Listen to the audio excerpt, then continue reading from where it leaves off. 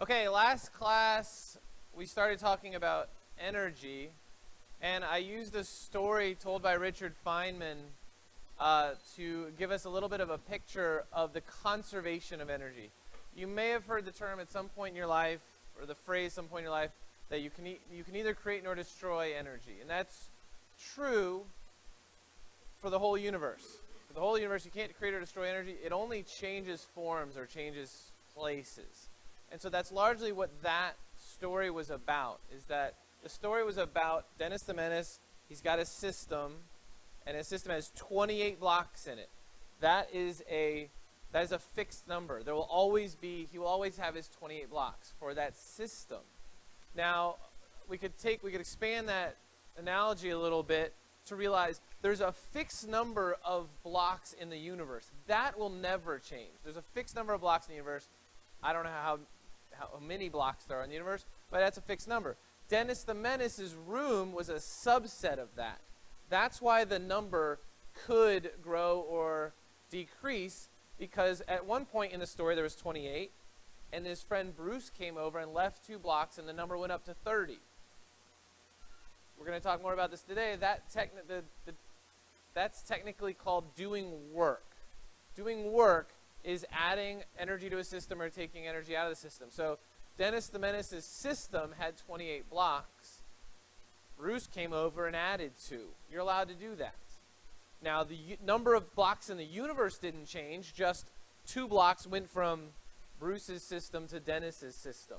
So there was just a transfer across the border, but those borders are usually kind of arbitrary. So you have a border, you have a system that you're calling your room.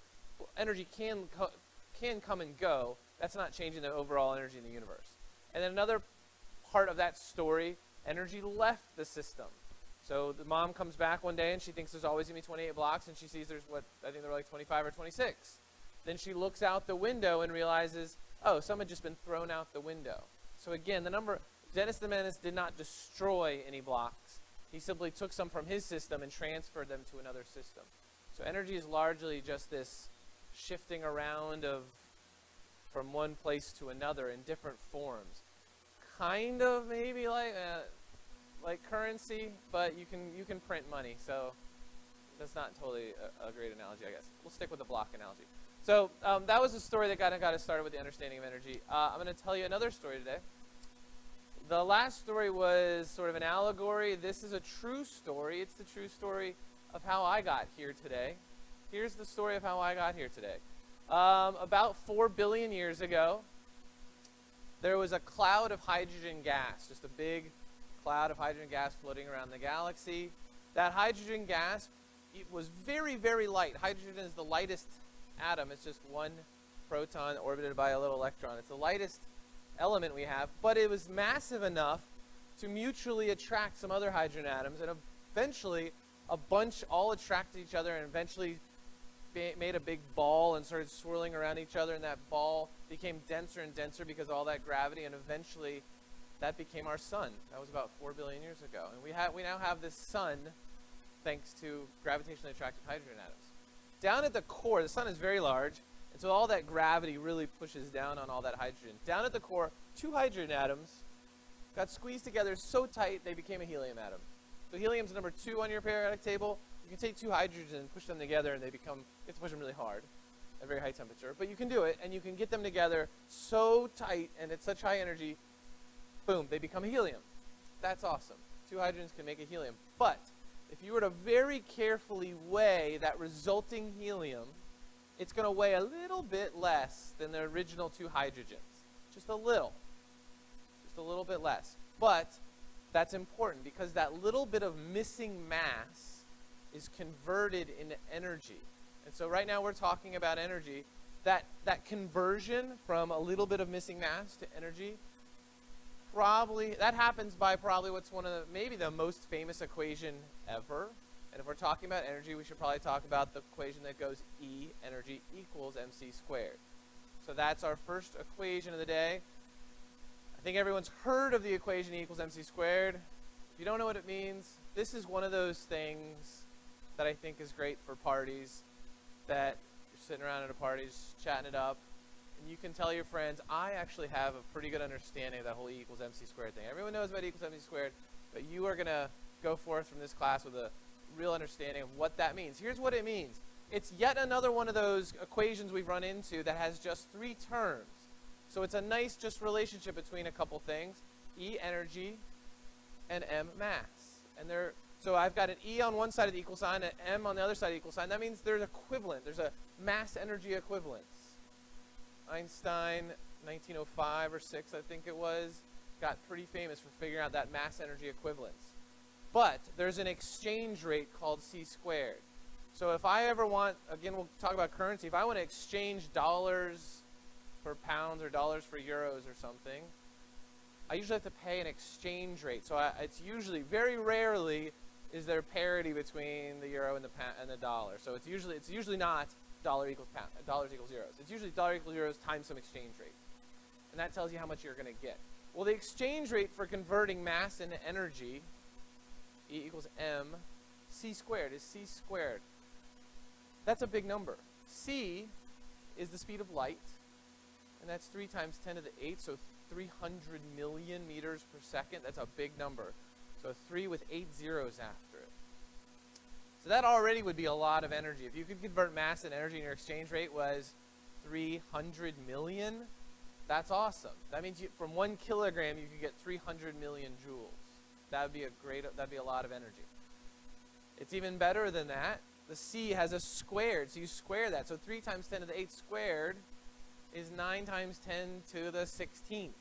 So that's a 9 with 16 zeros after it. It's a crazy amount of energy. You get such great returns on that little investment. A little bit of mass gets you boatloads of energy. So anyway, that's what's happening at the core of our sun right now. So about 1,000, let's go about 100 million years ago. About 100 million, I'm still trying to figure out how I got here today. I'm getting there. About 100 million years ago, 2 hydrogen atoms squeezed together, became a helium. They were a little bit lighter. Some energy left and found its way through the sun. It took about 1,000 years, by the way, for that little bit of energy to find its way to the surface of the sun. The sun is big, but it did find its way to the surface of the sun and then left the surface of the sun. 8 minutes later, arrived on Earth, hit a plant. That is a transfer of energy. So here's the transfer of energy that we're talking about. So on the board right now are some of the types of energy that Feynman mentioned in his story. My story hits on several of those same types of energy. So here's the transfer. You can't create or destroy energy, but the sun took some mass and converted that into energy. Mass energy is one of the types. Converted that into energy. That energy found its way to the surface of the sun and became radiant energy and flew straight through space. That radiant energy flew through space, and it took about 8 minutes, and it hit a plant here on the surface of the Earth about 100 million years ago.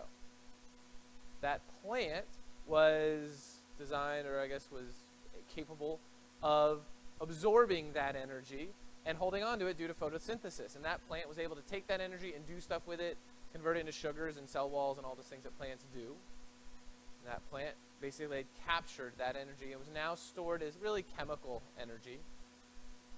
A dinosaur came along, ate that plant, one of the herbivore type of dinosaurs, I guess, came along, ate that plant, maybe held on to it, and then that dinosaur, I don't know, got hit by a rock or something, fell over and died.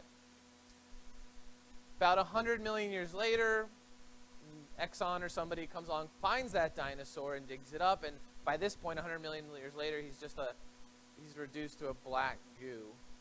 But Exxon makes money off that black goo. They dig it out of the ground, ship it on a truck, send it to a refinery, and the energy that used to be 2 hydrogen atoms at the center of the sun, and which took 1,000 years to get to the surface, and then 8 minutes to get here, then 100 million years to rot under the Earth, that energy is still there.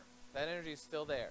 Goes to a refinery. They're able to pull out just the gasoline part of that, which is just it's a hydrocarbon. It's energy stored in organic material, like a dinosaur.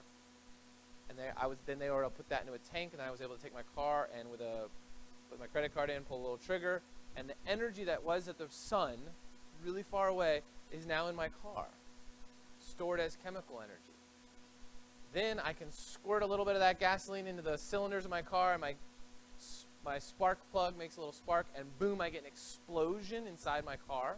That explosion is the release that's been waiting 100 million years to happen, that finally that energy that was bound up in those organic materials released in an explosion. That explosion creates, you could pretty much, well, it creates thermal energy. If you've ever touched a combustion engine, it's hot. So that creates thermal energy, and that's wasted. So that energy in my engine is now hot, and it's just, that goes out into space. So I've created thermal energy. I've created some acoustic energy. It's really loud when you explode gasoline. Now, most of that's muffled through my muffler, so my car doesn't sound too loud. If you've ever heard a car with a muffler missing, it's crazy, the just exploding that's happening inside an engine. But hopefully a lot of that becomes basically elastic energy. So I've got all this elastic energy in a very high pressure gas that's now in my cylinder. That pushes on the cylinder in my car, and that cylinder becomes kinetic energy, and that kinetic energy turns a crankshaft, which turns the axle, which turns my wheels, and my car goes. So the next time you hit the gas and your car goes, take a minute to appreciate that was about 100 million years, unless it's even if it's a Prius, that's still a 100 million year process. It's just not gasoline in the tank. It's probably some other coal somewhere, or some other fossil fuel being burned that charged up your Prius. But just appreciate, next time you hit the gas on any car, that was a 100 million year process to get you going. Now I'm driving down the road on my way to UVA, and I pull into the parking lot, and I hit the brakes. My brakes convert that kinetic energy is energy of motion. My brakes do work. They rub and do friction. That's one of the things we're going to talk about today. Friction is the thing that's responsible usually for taking energy out of a system. So when Dennis Menace throws blocks out of his window, friction's usually the thing doing that. So I've got this kinetic energy. My car's going down the road at a nice constant velocity, nice kinetic energy. I hit the brakes. I get some rubbing of metal on metal. That gets hot. I'm losing thermal. And actually, that's it. My brakes get really hot, and all that kinetic energy of a big, heavy car going down the road just goes away as thermal energy, as heat. And that's the end of that story. So that's the end of those two hydrogen atom story. There's more to it. But, so I don't know. It makes me feel a little bit wasteful every time I hit the brakes, because two hydrogen atoms have been given up their life just so I can go down the road and hit the brakes. And that's kind of the end of useful energy. And so one of the things I'm going to try to hit on several times today is why we talk about energy. And a good reason we talk about energy is because, well, I think a good definition of energy is the ability, it's kind of circular, but I'll say anyway. The definition of energy is the ability to do work. And so all of us want to do something. We want to get to class. We want to turn on our laptops. We want to think. We want to walk. Anything you want to do, you can call that work. So me driving here is doing work. You walking here is doing work. You thinking right now or writing with a pen or pencil is doing work. Energy is what gives you the ability to do work. So you need energy. So where did I get the energy to get here, to give my car kinetic energy? I got that from those hydrogen atoms in the sun that eventually end up here on Earth, held on to as fossil fuels, and then burned inside my car and converted into kinetic energy. So that was a long process to get my car going. And then once I hit the brakes, I've converted that energy into heat, and it's just in the air, and that's probably to never be recaptured. And so right now, that's just kind of, that's kind of the end of that story. That's not useful energy anymore. So for a long time, that could be used, and now it's just gone. Okay. So that's how my car got here. Let's talk a little bit about how I got here. That's probably also how most of you guys got here. Oh, I don't know, about 1,000 years ago, two hydrogen atoms, center of the sun, blah, blah, blah, shot a photon here. Some wheat plant somewhere in the United States hopefully got hit by that photon and absorb it using, I guess wheat uses photosynthesis, not a biologist. And same process. Then that energy, that is solar energy. That is energy from the sun captured by a plant here on Earth. And then Bodos went and got that wheat, turned into a bagel, and I ate that bagel. Now I have chemical energy that I've consumed. That's my gas tank. My stomach is sort of my gas tank. I've consumed chemical energy. And to get from my car into this lecture hall, I had to walk upstairs. And what I'm doing when I do that, I am burning that chemical energy. The chemical energy is becoming electrical impulses that are making my muscles contract. I know this is like maybe too long of a story to think about just walking up some stairs, but it's good to think about all the types of energy you use in a given day. And so I had to get from the first floor up to the second floor. I'm giving myself gravitational potential energy. That's on the list. I'm giving myself gravitational potential energy when I go from the first floor to the second floor. And to do that, I am doing work. I'm doing work. I'm adding energy to my system. So when I'm standing on the first floor, let's call that 0 gravitational potential.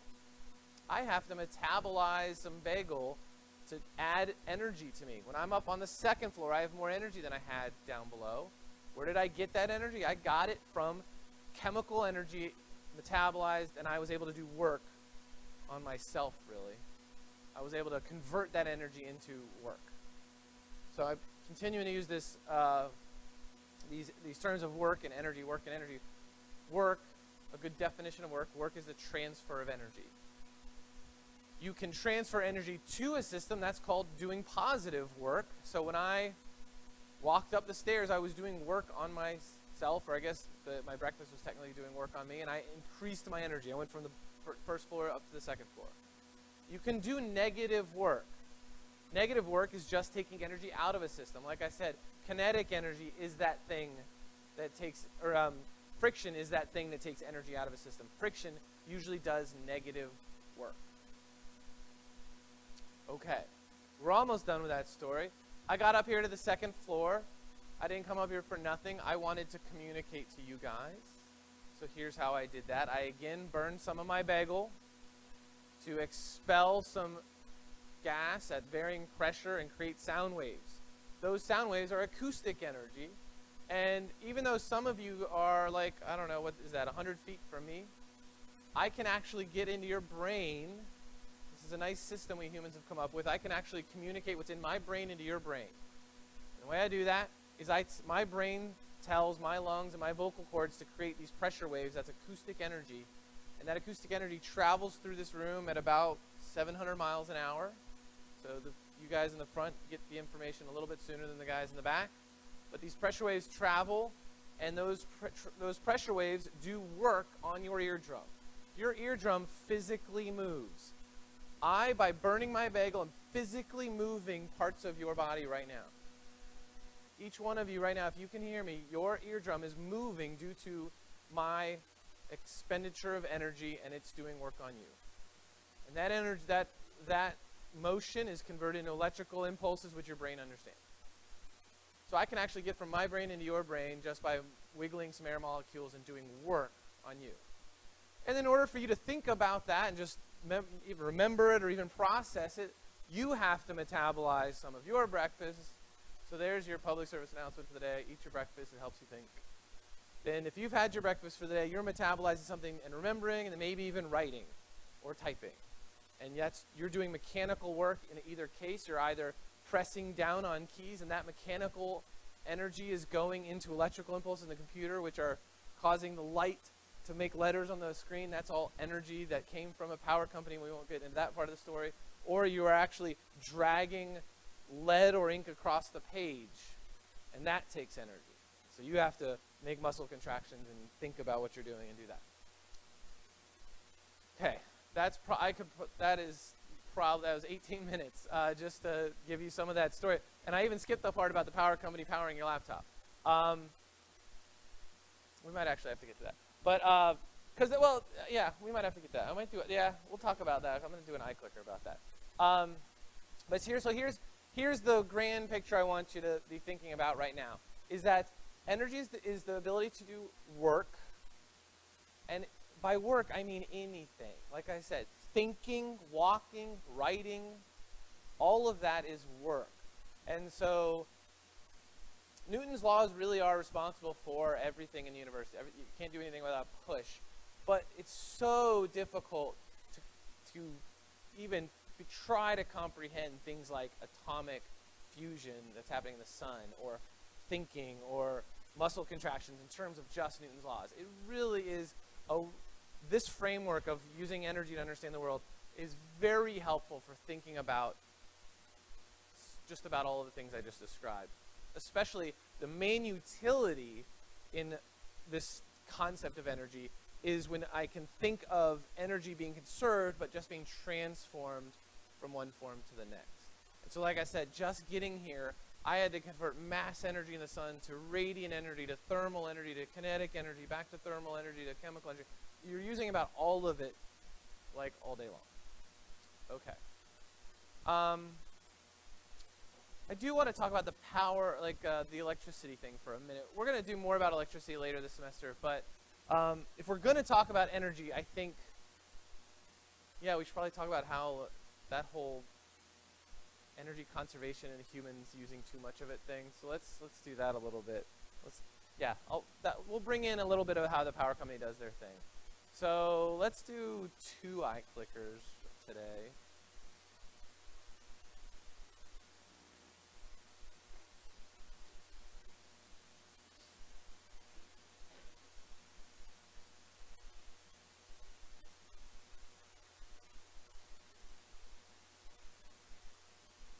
Okay, so like I said, you need energy to do anything. Right now in this room, the heat's on, I think, so we're using energy to maintain the temperature in this room. The lights are on in this room. We're using energy to do that. The projector's on. The internet is on. There's Wi-Fi. Each one of your phones is slowly draining because it's checking the cell tower every second or so. You're sending text messages, whatever. So your phone is using energy. You are using energy. So right now in this room, there's just a ton of energy being used. You, your phone, your laptop, the lights, everything is using energy. So globally, that is what we do all day long. Every human, one way or another, is using energy, whether they're just sitting around thinking, that uses a little, or they're driving around in a Hummer or something like that. Everyone is using energy. That's an issue we could talk about. But here's our first iClicker of the day. Oh, I have to start it. So I want to know. So there's lots of ways to get that energy. You can burn fossil fuels. Solar is one of them. I would like to know the entire planet's needs could be met with a solar panel the size of what? Russia's that big yellow one on top right. Big one.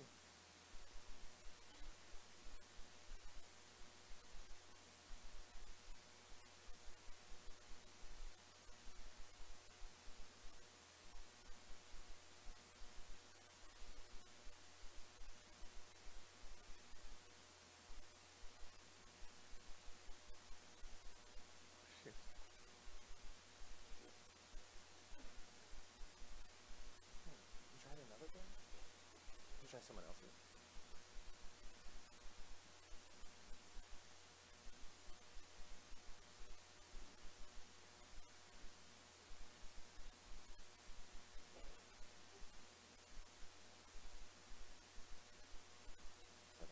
Is that 2 different times I click it? So did you try someone's that was working? Where'd you send it? Oh, you had actually one.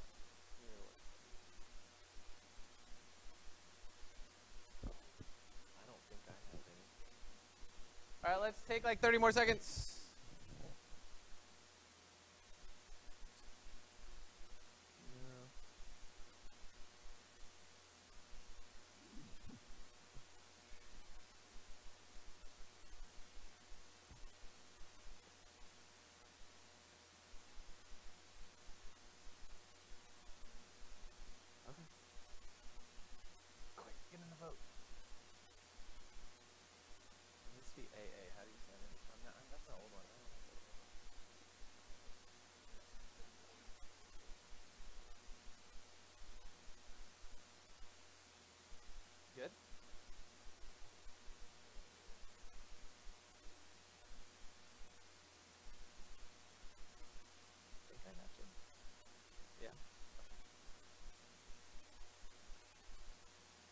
Someone said E. All right. I guess that's none of the above. All right. So yeah, That's the planet. We're all using energy. Solar right now is not the most efficient system. We're working on it. I think solar right now is up to like 30-some%, meaning 30% of the solar energy that hits a solar panel can be converted into usable energy. So all of those people are using energy all day long. You could actually you could meet all of their needs, all of them, like everything they do in a given day, drive around, think, talk, charge their cell phones, with a solar panel the size of West Virginia. It's true. So there's a use for West Virginia. Just kidding. Just kidding. I love West Virginia. It's beautiful. We wouldn't want to do that. You wouldn't want to do that. That would make West Virginia the most war-torn place on the planet if you just made a big West Virginia solar panel. But the point is it's doable. Each country maybe each country could dedicate not much land area, or we could just maybe find a place somewhere remote. Yeah, you wouldn't want to have to distribute. Because I was going to say somewhere in like the Sahara, maybe we ought to find a spot, but you wouldn't want to have to distribute that everywhere anyway. So maybe each country could just find some land area. Anyway, the point is it's totally doable. We've got enough space. We've got enough space that we could actually do that. So solar, and actually maybe here's the lesson there. Solar energy is not terribly efficient. Like I said, something around 30%. But here's the lesson. Solar energy, meaning the stuff actually coming from the sun, is very rich in energy. In fact, probably something I'll want to reiterate a couple times in this class is that just about everything is solar powered. I already made the argument that when I drive down the street in my car, that's solar powered. I'm using energy from the sun that a dinosaur ate to power my car. I am solar powered. Every time I eat something, that's either a plant that used solar energy, that captured solar energy, I'm just recapturing that, or an animal that ate a plant that I'm eating. And so hardly anything isn't solar powered. And so when you think about what types of energy is out there, well, we've got natural gas, that's really solar energy. You've got fossil fuels, that's solar energy. Wind farms are solar energy. Solar panels are solar energy. What other types of energy are there? Hydroelectric, I guess, is not solar energy. Wind is solar power. Wind, the reason you have wind is because you've got hot spots and cold spots due to the planet's proximity to the sun. So just about everything is solar. Okay. Let's do another eye clicker while we're at it. I think this one's, yeah, let's do one more.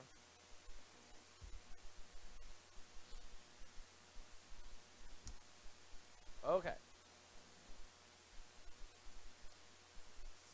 This one has to do with my other favorite type of energy. So there, that guy right there, that hand, that's an average human hand, is holding a uranium pellet.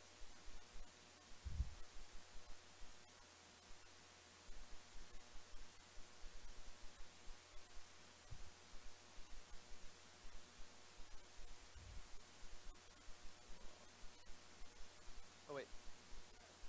How about now? There we go. Okay.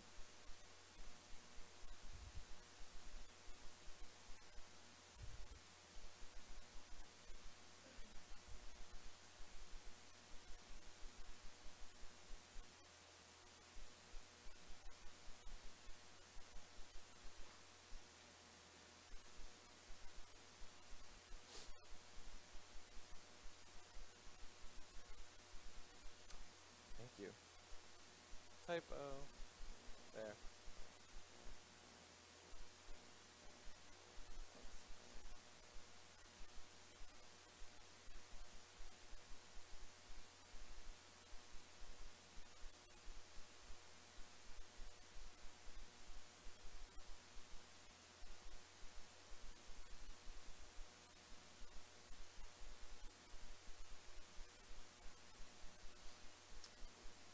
Okay, 30 more seconds.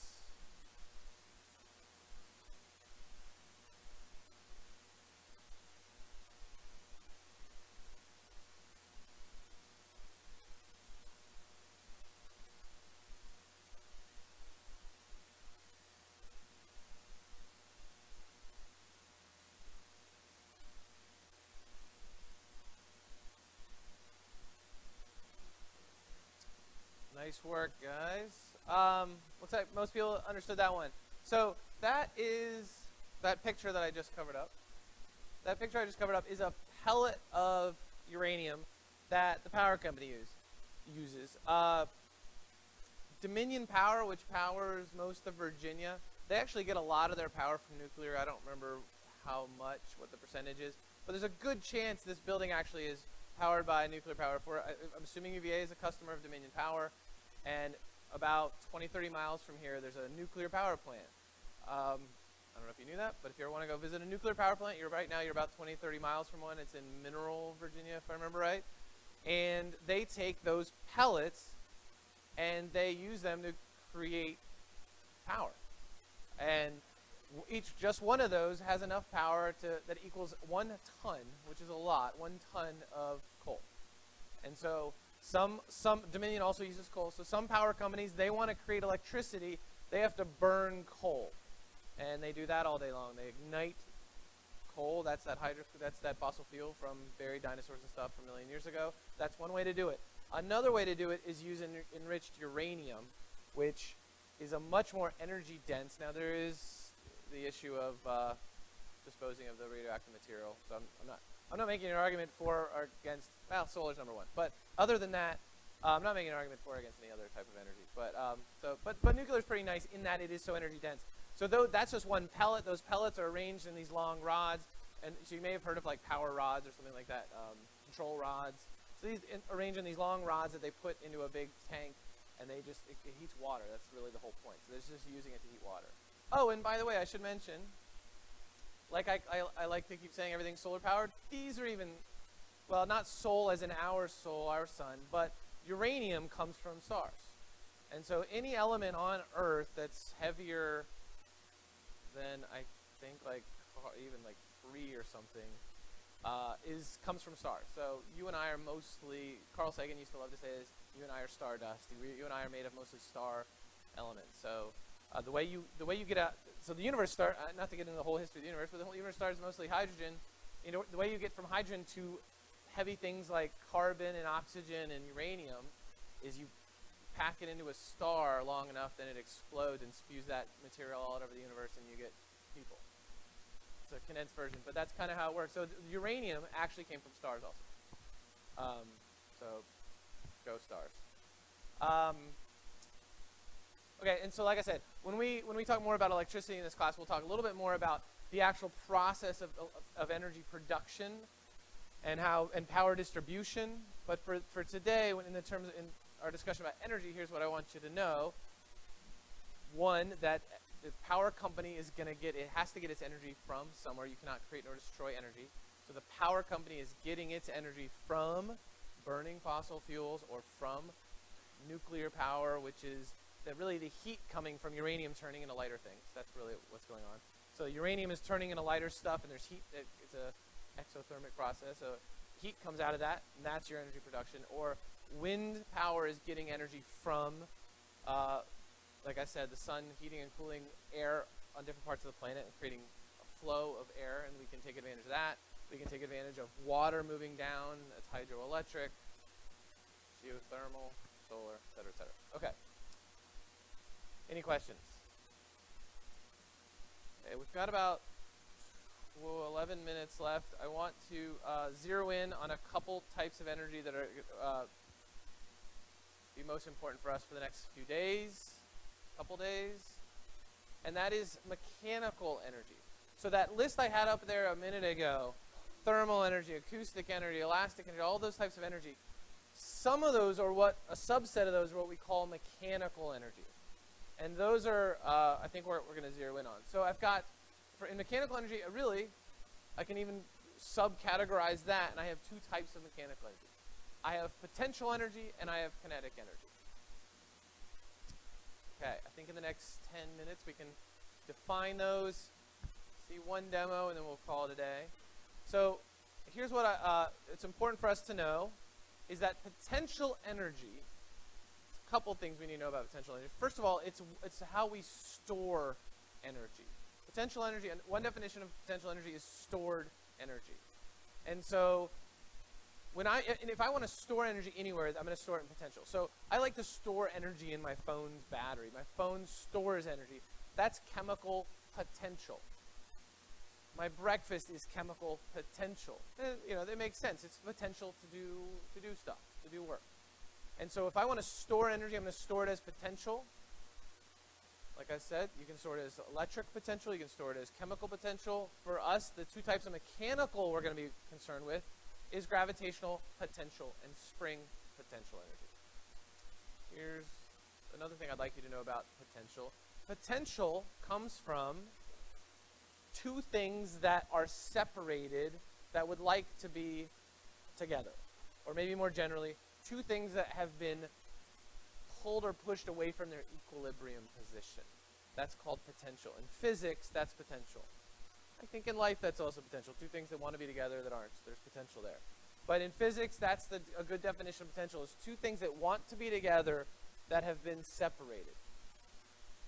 For example, you and the Earth right now want to be together. You and the Earth want to be together. You want to be as close as you can to the Earth. If you are ever above the ground, you have potential. So right now, if we call the first floor of this building the zero potential spot, all of us have gravitational potential because we're not on the first floor. Anytime you're not on the first floor of the physics building, you have potential. So I've taken two things that want to be together, you and the first floor, or you and the Earth, and I've separated them from their equilibrium or lowest energy state. That's potential. And I can store that energy. So when I take an object and I lift it up and put it on a shelf, I've just stored energy. How did I do that? I did work, and here's another formula for the day. Might need this even for the homework if I remember right. The amount of work I did was literally just the force I applied times the distance over which I applied it. The amount of force I applied times the distance over which I applied it. Force times distance. It's that simple. And so I can store energy that way. I can pick something up, I can apply a force over a distance, and then put it on the shelf, and then I can leave. I can go home. And the amount of work I did is now stored as potential energy. Or another way to do it is I could take a spring and I could stretch it. It wants to be in this shape, and I can stretch it, pull it away from its equilibrium position. That's called doing work. I'm applying a force over a distance, and I can then maybe hook that spring on something or something so it doesn't go back, and I've stored energy. There's potential energy in that spring. A lot of, if you ever had a watch they had to wind up, that's how you stored energy. We humans are often in the business of trying to store energy. If you ever had a watch you had to wind up, you stored the energy by doing work, by acting over a distance, by applying a force over distance, and you're doing work, and all that energy ends up stored in that spring, and then all day long your watch can slowly tap into that energy and use it up.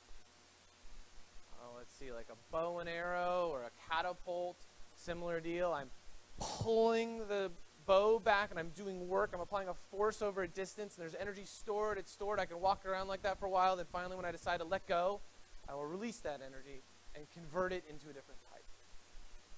And so then the last thing I want us to see today is kinetic energy. We'll just talk about linear kinetic energy today. I can carry around potential. Let's talk about gravitational potential. I can carry around potential and store it. In fact, let's do that. So here's a metal marble. Here's a metal marble. Let's call down here 0. So here's the 0. Am I on there? Whatever, that's good enough. Here's the 0 energy spot for that marble. That marble has no energy. I'm going to do work on that marble, force times distance. I'm going to apply a force. That force it's equal to its weight. I'm going to lift it. I'm going to apply a force over a distance. It now has energy. I'm going to take this other marble, and I'm going to apply a force over a distance, and that it now has energy. Now, one of the things this track is going to demonstrate is the path by which I did that is not important. It's path independent. So if I take this marble from here, it's got 0 energy because it's on the table, and I lift it straight up and then over here, or I lift it at a diagonal, or I lift it in kind of a swirly fashion, whatever, the amount of energy I'm adding is just the height over which I moved it. So I'm going to add energy by lifting it up some height. And if I lift it like this, or I go too far and come back down, or go like in a circle, whatever, it doesn't matter. I'm lifting at a certain height. So I've added the same energy to both of these marbles. And that is now stored. And if I were to put them like this, I now have stored potential energy, gravitational potential. If I could somehow get this red thing to stay, I could go out the room and it's stored. This is like a little battery. It's a battery in that there's the work I did is now stuck in there. It's fixed. It's stored. It's potential. And so now when I let this thing go, it will try to lower its potential. Another utility of this whole concept called energy is we can largely understand the evolution of the entire universe by the concept of the universe just constantly lowering its potential when given the opportunity. So given the opportunity, these two things are going to lower their energy. Right now there's a potential energy barrier. That's this red piece of plastic. There's a potential energy barrier not letting them lower their energy. They really want to, but they can't. But given the opportunity, these two metal balls are going to lower their energy. Then you can't destroy energy, so it has to go somewhere. In this case, most of the energy is going to go into kinetic energy. So it'll go into energy of motion. If you hear anything, if you hear a little rolling, or especially when they hit the table, that was energy being converted into acoustic energy. So there's some loss. But a vast majority of this potential, that the work I did, is going to now be converted into kinetic. And here's the whole point of this track system. Both of these balls right now have the same potential. I lifted them up the same amount. They have the same potential. So when they leave, they should leave with the same kinetic, because all of their potential is going to get converted into kinetic. So even though one has a crazy path, one has a pretty straight path, both of them should leave with the same kinetic, because right now they both have the same potential. You'll know they leave with the same kinetic when they'll probably hit at different times. One, I think this one will take longer. This guy will take longer to get. This guy will actually take less time because he speeds up first. This guy will probably take less time. So they're gonna hit the ground at different times. But what'll happen then is important. What happens is they will then travel at the same velocity. The distance between them should stay exactly the same because they have the same kinetic energy. Let's try it real quick, and then I'll tell you one other thing, and then we'll be done. Oh no. Okay. Good thing I have two more. That was totally not right. Let's try that again. Okay. So they should travel together and stay the same distance apart. There they go. Okay. Did we see that? They stayed the same distance apart as they traveled across the table. I think one left the track off to the side. But so what we saw is that they both had the same potential. So they both got the same kinetic, and they both traveled at the same speed.